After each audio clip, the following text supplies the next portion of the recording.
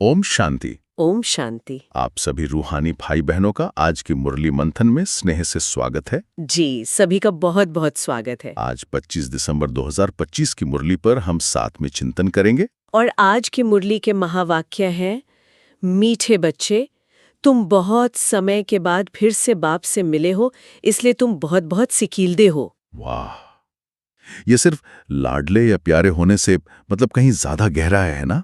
बिल्कुल, इसमें एक लंबे इंतजार का, एक बिछो के बाद जो मिलन होता है, वो भाव छिपा है। अच्छा, सिकीलदे शब्द में आप देखें तो 5000 साल की कहानी छिपी है। 5000 साल की? हाँ, कल्पना कीजिए जैसे कोई बच्चा मेले में खो जाए और सालों बाद, दशकों बाद अपने माता पिता से मिले, तो वो जो मिलन होगा, उसमें तो एक अलग ही स्नेह होगा। हाँ, उस स्नेह की, उस प्यार की कोई तुलना ही नहीं हो सकती।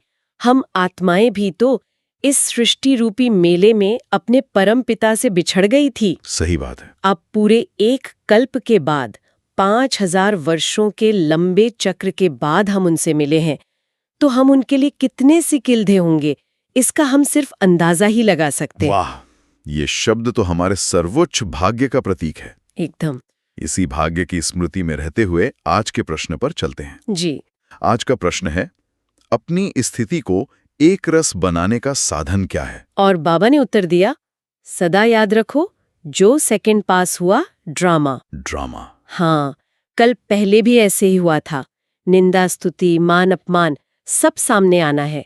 इसलिए अपनी स्थिति को एक रस बनाने के लिए पास्ट का चिंतन मत करो। ये समाधान सुनने में तो बहुत सरल लगता है, पर शायद जीवन में उतारना सबसे मुश्किल कामों में से एक है। हम अक्सर बीती बातों के जाल में ही फंसे रहते हैं। उसने ऐसा क्यों कहा, मेरे साथ ऐसा क्यों हुआ, काश मैंने वैसा किया होता। हाँ, हमारा मन इसी भूतकाल में घोते लगाता रहता है और हमारी स्थिति ऊपर नीचे होती रहती है। आपने बिल्कुल सही मुद्दा उठाया। मन को भूतकाल से निकालना एक बहुत बड़ी साधना है जी। और बाबा हमें इसकी चाबी देते हैं ड्रामा के ज्ञान के रूप में। लेकिन इसे सही से समझना वो बहुत जरूरी है। कैसे? ड्रामा को मानना सिर्फ ये कह देना नहीं है कि हाँ, जो हुआ अच्छा हुआ। अच्छा। इसका गहरा अर्थ है हर सीन को एक साक्षी के रूप में देखना, ये जानते हुए कि ये सीन पहले से तय है और 5000 साल पहले भी हूबहू ऐसा ही हुआ था। हाँ। यहाँ एक सवाल उठता है, अगर सब कुछ पहले से ही तय है तो क्या इसमें व्यक्ति के निष्क्रिय होने का खतरा नहीं है? बहुत महत्वपूर्ण प्रश्न है ये। ये सोचकर कि सब कुछ तो ड्रामा है, तो मैं प्रयास ही क्यों करूं? पुरुषार्थ और ड्रामा के बीच का संतुलन कैसे साधें? देखिए, बाबा हमें ड्रामा का ज्ञान देकर अकर्मण्य बनने को नहीं कहते, बल्कि अकर्ता बनने को कहते हैं। अकर्ता? हाँ, दोनों में बहुत फर्क है।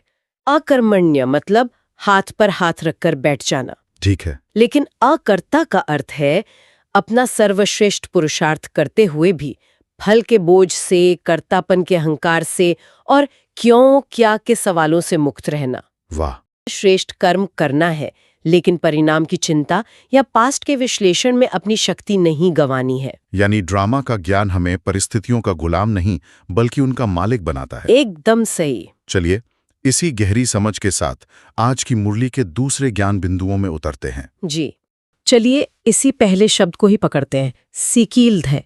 ये सिर्फ एक शब्द नहीं है, है ना? ये एक पूरा एहसास है। बाबा हमें सिकीलधे क्यों कह रहे हैं? सही बात है।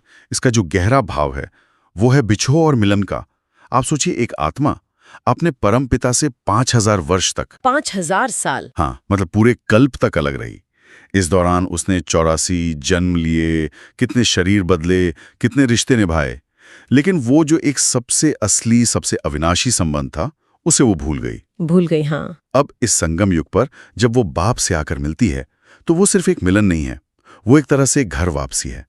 इसी लंबे बिछो के कारण बाबा हमें इतने स्नेह से सिकीलधे कहते हैं। और ये मिलन कितना अनूठा है कि बाबा इसे सच्चा सत का संग कहते हैं। दुनिया में तो कितने सत्संग हैं, लेकिन बाबा के इस संग में ऐसी क्या खास बात है? बहुत अच्छा सवाल है। देखिए, दुनिया के जो सत्संग हैं वो मनुष्य द्वारा मनुष्य को दिए जाते हैं। उनका लक्ष्य भी क्या होता है? कुछ समय की शांति। हाँ, कुछ समय की शांति या वैराग्य वृत्ति। लेकिन ये वो संग है जहां सत्य यानी स्वयं सत्य का सागर परमात्मा हमें असत्य की दुनिया से निकालकर सत्य की दुनिया में ले जाने आए हैं। अच्छा, तो यहाँ लक्ष्य सिर्फ मानसिक शांति नहीं है, बल्कि आत्मा की अवस्था का पूरा परिवर्तन है, तमो प्रधान से सतो प्रधान बनना। इसलिए ये सच्चा भी है और सतयुग में ले जाने वाला भी। और इसी ज्ञान के आधार पर फिर हम स्वदर्शन चक्रधारी बनते हैं। ये एक बहुत शक्तिशाली टाइटल है, लेकिन इसका मतलब क्या सिर्फ ये जानना है कि सतयुग था, फिर त्रेता, द्वापर, कलयुग आया, या इसका कोई गहरा अर्थ भी है? नहीं, ये केवल एक हिस्टोरिकल टाइमलाइन याद करना नहीं है। स्वदर्शन चक्रधारी होने का अर्थ है अपनी चेतना को समय से ऊपर उठाकर सृष्टि के पूरे नाटक को एक साक्षी के रूप में देखना। साक्षी होकर देखना। हाँ, जब ये ज्ञान बुद्धि में बैठ जाता है तो रोजमर्रा की छोटी छोटी बातों का प्रभाव वो कम हो जाता है। इसे थोड़ा और स्पष्ट करेंगे, जैसे मान लीजिए आज किसी का दिन बहुत खराब गया, तो ये ज्ञान उसकी मदद कैसे करेगा? बहुत प्रैक्टिकल सवाल है। सोचिए, एक आत्मा जिसे ये स्मृति है कि मैं 84 जन्मों की यात्रा पर हूं। मैं पहले सतोप्रधान देवात्मा थी। हाँ। इस यात्रा के अंतिम चरण में मेरी ऊर्जा कम हो गई है, इसलिए चुनौतियां आ रही हैं। तो वो आज के घटना से अपनी पूरी पहचान को नहीं जोड़ेगी। वो समझेगी कि ये इस यात्रा का एक हिस्सा है बस।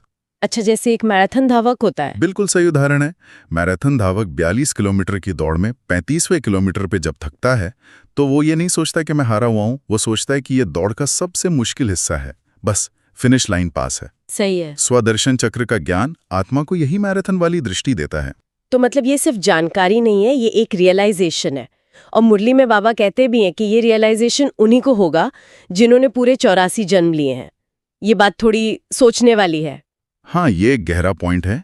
इसका मतलब ये नहीं कि नई आत्माएं समझ नहीं सकती, समझ सकती हैं, लेकिन शायद उस गहराई से महसूस नहीं कर पाएंगी। अच्छा। इसको ऐसे समझे जैसे कोई आपको आपके बचपन की कहानी सुनाए और एक आप खुद अपने बचपन को याद करें। हाँ, फर्क तो है। फर्क है ना? हाँ।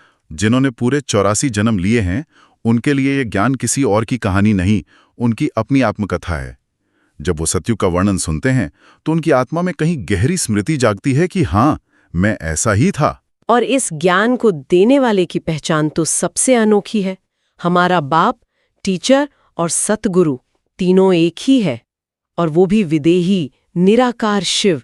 इसका हमारे पुरुषार्थ पे क्या असर पड़ता है? बहुत बहुत गहरा असर पड़ता है। जब हमारा गाइड एक देहधारी होता है तो कहीं ना कहीं बुद्धि उस देह में अटकने का खतरा रहता है। हम व्यक्ति की पूजा करने लगते हैं। सही बात है। पर जब हमारा बाप, टीचर और गुरु निराकार है तो हमें सीधे स्रोत से जुड़ने का मौका मिलता है। बाबा का महावाक्य है, मन मना भव। मन मना भव। ये किसी देह के लिए नहीं कहा गया है, ये आत्मा को सीधे परमात्मा से बुद्धि का योग लगाने की शिक्षा है। मतलब बुद्धि को भटकने के लिए कोई और चेहरा है ही नहीं, सिर्फ एक अलिफ, एक शिव बाबा। बिल्कुल। और बाबा हमें पढ़ाकर तैयार किस दुनिया के लिए कर रहे हैं? मुरली में जो सतयुग का वर्णन आता है, बाबा उसे क्षीरखंड की दुनिया कहते हैं। हाँ, क्षीरखंड। बड़े बड़े महल, खुशबूदार बगीचे, जहाँ शेर और बकरी भी साथ रहते हैं। ये क्या सिर्फ एक अलंकार है? नहीं, ये सिर्फ अलंकार नहीं है, ये चेतना की अवस्था का प्रतीक है। क्षीरखंड मतलब दूध और चीनी की तरह घुले मिले। वहां आत्माओं के बीच कोई टकराव, कोई ईर्ष्या, कोई द्वेष नहीं है। वाह। और शेर और बकरी का साथ रहना ये दिखाता है कि वहां प्रकृति भी अपनी सतोप्रधान अवस्था में है, किसी में हिंसक वृत्ति नहीं है। और इसकी तुलना में आज की दुनिया, जिसे बाबा लून पानी कहते हैं। हाँ, खारे पानी का सागर। यहाँ तो बाप बेटे में, भाई भाई में नहीं बनती। और इसका मूल कारण बाबा बताते हैं, काम महाशत्रु। हाँ, इस एक विकार ने रिश्तों को कितना कड़वा बना दिया है। तो ये विरोधाभास बहुत स्पष्ट है। एक तरफ क्षीरखंड, दूसरी तरफ लून पानी। इससे ये सिद्ध होता है कि स्वर्ग और नर्क कोई अलग जगह नहीं है, बल्कि इसी धरती पर समय के दो अलग अलग दौर हैं जो आत्माओं की चेतना से बनते हैं। बिल्कुल सही। जब आत्माएं सतोप्रधान थीं तो स्वर्ग था, जब तमोप्रधान हो गईं तो नर्क बन गया। और जब हम इस तमोप्रधान दुनिया में रहकर सतोप्रधान बनने का पुरुषार्थ करते हैं तो जाहिर है भूलें तो होती हैं। हाँ, होती हैं। हम रोज संकल्प लेते हैं कि क्रोध नहीं करेंगे, लेकिन हो जाता है। फिर बहुत ग्लानि होती है, दिल खाता है। इस स्थिति से बाहर कैसे निकलें? यहाँ पर ड्रामा का ज्ञान एक संजीवनी बूटी की तरह काम करता है। बाबा कहते हैं, जो सेकंड पास हो गया उसका चिंतन नहीं करना होता। अच्छा। अगर कोई भूल हुई तो समझो कि ये 5000 साल पहले भी इसी समय इसी तरह हुई थी। ये ड्रामा में नूंद गया, यानी रिकॉर्ड हो गया। अब इस पर बार बार सोचने से आप अपना वर्तमान और भविष्य दोनों खराब कर रहे हैं। पर एक सवाल उठता है, क्या इसका ये मतलब निकालें कि सब ड्रामा है कहकर हम अपनी गलतियों पर ध्यान ही ना दें, पुरुषार्थ करना छोड़ दें? बहुत बहुत महत्वपूर्ण मुद्दा उठाया आपने। यहीं पर संतुलन की जरूरत है। बाबा ये नहीं कहते कि भूल करके खुश हो जाओ। बाबा कहते हैं दिल खाती होगी, यानी पश्चाताप की भावना आना स्वाभाविक और जरूरी है। अच्छा। वो हमें बताता है कि हम गलत रास्ते पर हैं, लेकिन उस पश्चाताप में डूबना नहीं है। ड्रामा का ज्ञान हमें अतीत के बोझ से मुक्त करता है ताकि हम वर्तमान में श्रेष्ठ पुरुषार्थ कर सकें। मतलब ड्रामा अतीत के लिए है और पुरुषार्थ भविष्य के लिए। बिल्कुल, ये संतुलन ही हमें आगे बढ़ाता है। और ये पुरुषार्थ सिर्फ अपने लिए नहीं है, बाबा हमें खुदा का खिदमतगार बनाते हैं। अब दुनिया में खिदमत या सर्विस का मतलब क्या होता है? गरीबों को खाना खिलाना, कपड़े देना, जिस्मानी सेवा। हाँ, जिस्म की सेवा जो जरूरी है, लेकिन बाबा कहते हैं कि असली दुख जिस्म को नहीं, रूह को है। आत्मा 84 जन्मों से थक चुकी है, उस पर विकर्मों का बोझ है, उसकी शक्ति खत्म हो गई है। हाँ, वो शांति और प्रेम के लिए प्यासी है। तो रूहानी खिदमत का अर्थ है उस प्यासी आत्मा तक परमात्मा का संदेश पहुंचाना और उसे भी पावन बनने की विधि सिखाना। जी। तो वो विधि क्या है? हम किसी आत्मा को सत्वप्रधान कैसे बना सकते हैं? उसकी एकमात्र विधि है याद की यात्रा। बाबा कहते हैं यही योग अग्नि है। योग अग्नि। जैसे अग्नि में डालने से कचरा जलकर भस्म हो जाता है, वैसे ही बाप की याद की अग्नि में आत्मा पर जन्म जन्मांतर से चढ़े विकर्मों के पाप भस्म हो जाते हैं। ये कोई शारीरिक कसरत नहीं है, ये बुद्धि का योग है। हाँ, मन और बुद्धि से एक बाप को स्नेह से याद करना। तो ये याद की यात्रा ही एक तरह से आत्मा का एलिवेटर है, जो उसे इस रावणपुरी से पहले शिवपुरी और फिर विष्णुपुरी ले जाता है। बिल्कुल। इसी योग अग्नि से आत्मा हल्की होती है, पावन बनती है और वापस अपने घर शांतिधाम यानी शिवपुरी जाने के लायक बनती है। और वहां से फिर नई दुनिया सतयुग यानी विष्णुपुरी में अपना पहला जन्म लेती है। जी, ये पूरा चक्र बहुत स्पष्ट है। तो अगर हम आज के इस पूरे मंथन को सार रूप में देखें, तो हम ये समझ सकते हैं कि हम ब्राह्मण आत्माएं इस पुरुषोत्तम संगम युग के सबसे ऊंचे शिखर पर खड़े हैं। सही बात।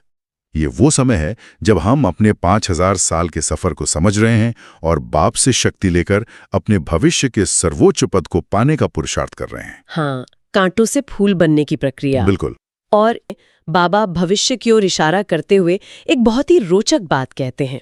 बाबा कहते हैं आखरीन एक दिन अखबारों में भी पड़ेगा। ये पंक्ति मुझे हमेशा सोचने पर मजबूर करती है। ये वास्तव में एक बहुत गहरा विचार है ना? इसके पीछे एक बहुत बड़ी प्रक्रिया छिपी है। उसी प्रक्रिया पर थोड़ा और सोचते हैं। आज दुनिया के अखबारों की सुर्खियां क्या होती हैं? युद्ध, राजनीतिक संकट, आर्थिक मंदी, अपराध, सब कुछ नकारात्मकता और भय पर केंद्रित है। हाँ। ऐसे में वो कौन सी आंतरिक शक्ति होगी, वो सामूहिक चेतना का कौन सा स्तर होगा जब परमात्मा का ये अलौकिक ज्ञान, ये विश्व परिवर्तन का समाचार इन सब खबरों को पीछे छोड़कर अखबारों की मुख्य सुर्खी बनेगा? देखिए, ये तभी संभव होगा जब दुनिया अपने हर भौतिक समाधान में विफल हो जाएगी। हाँ। जब विज्ञान, राजनीति, अर्थशास्त्र हाँ। सब हाथ खड़े कर देंगे, जी। तब मानवता की चेतना एक गहरे आध्यात्मिक समाधान की ओर मुड़ेगी। अच्छा। और उस समय उन्हें वो प्रकाश स्तंभ दिखाई देंगे जो चुपचाप अपनी आत्मिक स्थिति को मजबूत कर रहे थे। ये खबर किसी प्रेस कॉन्फ्रेंस से नहीं फैलेगी, ये वाइब्रेशन से फैलेगी, अनुभव से फैलेगी। और उस दिन को लाने में हर एक आत्मा का व्यक्तिगत पुरुषार्थ कितना महत्वपूर्ण है। क्या मेरे अकेले के योग करने से दुनिया बदल जाएगी? हर एक आत्मा का पुरुषार्थ उस महायज्ञ में एक आहुति की तरह है। एक अकेली चिंगारी शायद कुछ न कर पाए, लेकिन जब हजारों चिंगारियां एक साथ मिलती हैं तो वो दावानल बन जाती है जो पूरे जंगल के कचरे को साफ कर देती है। वाह! हर आत्मा की याद की यात्रा से जो शक्तिशाली, शांत और पवित्र वाइब्रेशन निकलते हैं, वे धीरे धीरे वायुमंडल को बदल रहे हैं।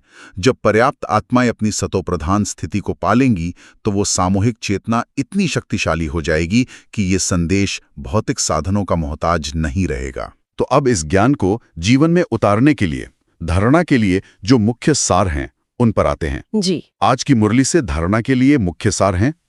पहला सार है, कोई भी ऐसा कर्म नहीं करना है जिससे किसी को दुख हो, और कड़वे बोल नहीं बोलने हैं। बहुत शीरखंड होकर रहना है। यह सीधे सीधे हमारे व्यवहार पर लागू होता है।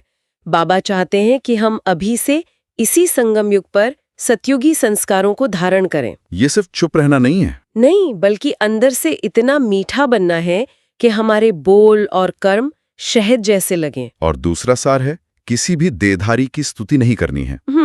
ये भी बहुत गहरी बात है। बुद्धि में रहे कि हमको शिव बाबा पढ़ाते हैं, उस एक की ही महिमा करनी है और रूहानी खिदमतगार बनना है। हमारी आदत होती है मनुष्यों को पूजने की, उनके गुणगान करने की। बाबा हमें इस देह भान से, व्यक्ति पूजा से निकालकर एक निराकार बाप की याद में स्थित कराना चाहते हैं। क्योंकि जब बुद्धि किसी देह में अटकती है तो मंजिल से भटक जाते हैं। बिल्कुल, महिमा सिर्फ उस एक की है जो हमें पढ़ाकर आप समान बना रहे हैं। अब आते हैं मुरली के वरदान पर। जी। आज बाबा ने वरदान दिया, शुद्ध संकल्प के व्रत दृढ़ता द्वारा वृत्ति का परिवर्तन करने वाले दिल तख्तनशीन भव। ये वरदान हमारे पुरुषार्थ की नींव है, दिल तख्तनशीन। और बाबा के दिल रूपी सिंहासन पर बैठने वाला। हाँ, ये दुनिया का सबसे ऊंचा तख्त है और इस पर बैठने की योग्यता क्या है? शुद्ध संकल्प। हमारे मन में एक भी व्यर्थ या नेगेटिव संकल्प ना चले। जी। तो क्या इसे ऐसे समझ सकते हैं कि जैसे किसी देश का राष्ट्रपति सिर्फ उसी को अपनी सबसे करीबी टीम में रखता है जिस पर उसे 100% भरोसा हो? वाह, बहुत अच्छा उदाहरण है। वैसे ही बाबा के दिल तख्त पर बैठने के लिए हमारे संकल्पों की शुद्धता 100% होनी चाहिए। एकदम। और बाबा कहते हैं कि इसके लिए व्रत लेना होगा, एक दृढ़ निश्चय कि चाहे कुछ भी हो जाए, मैं अपने मन में कोई गलत संकल्प नहीं आने दूंगी। जब हम ये व्रत लेते हैं तो धीरे धीरे हमारी वृत्ति यानी हमारा नजरिया, हमारा एटीट्यूड ही बदल जाता है। और जब वृत्ति बदलते हैं तो दुनिया बदल जाती है और हम सदा के लिए बाप के दिल तख्तनशीन बन जाते हैं। वाह। और आज का स्लोगन भी इसी शक्ति से जुड़ा है। आज का स्लोगन है, जहां सर्वशक्तियां साथ हैं वहां निर्विघ्न सफलता है ही। जब हमारे संकल्प शुद्ध होते हैं तो हमारा कनेक्शन सीधे बाप से जुड़ता है जो सर्वशक्तिवान है। और जब बाप की सर्वशक्तियां साथ हैं तो कोई विघ्न टिक नहीं टिक सकता। सफलता तो फिर निश्चित है ही।